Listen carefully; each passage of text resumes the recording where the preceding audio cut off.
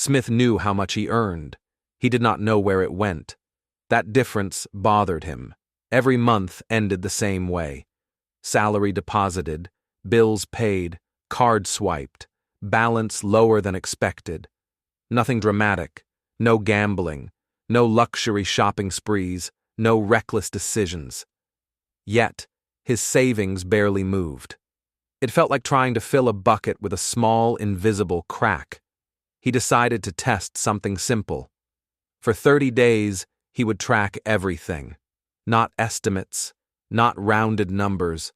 Every transaction, coffee, subscriptions, delivery fees, impulse purchases, transportation, late-night convenience spending, no judgment, just data. The first week felt unnecessary. He already knew his spending habits. But knowing emotionally is not the same as seeing numerically. By week 2, patterns appeared. Small daily purchases weren't small. They were consistent.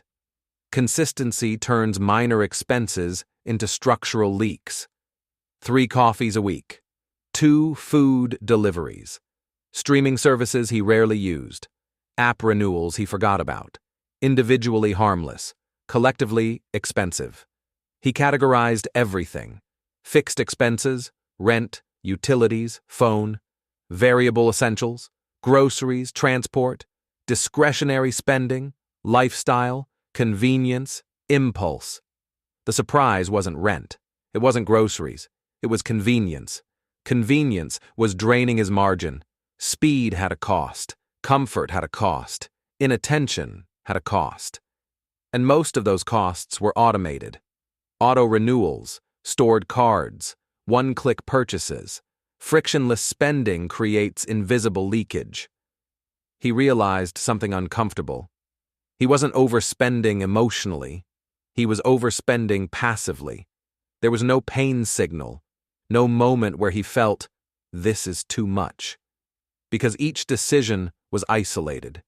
Financial damage rarely happens in one large decision. It accumulates in small, unexamined ones.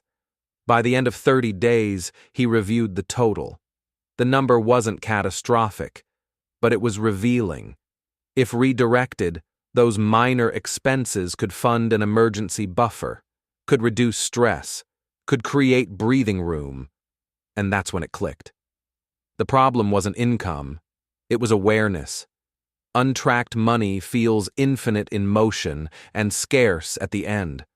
Tracked money feels controlled in motion and intentional at the end. He didn't eliminate everything. He optimized. Canceled 2 subscriptions. Reduced delivery frequency. Set a weekly discretionary cap.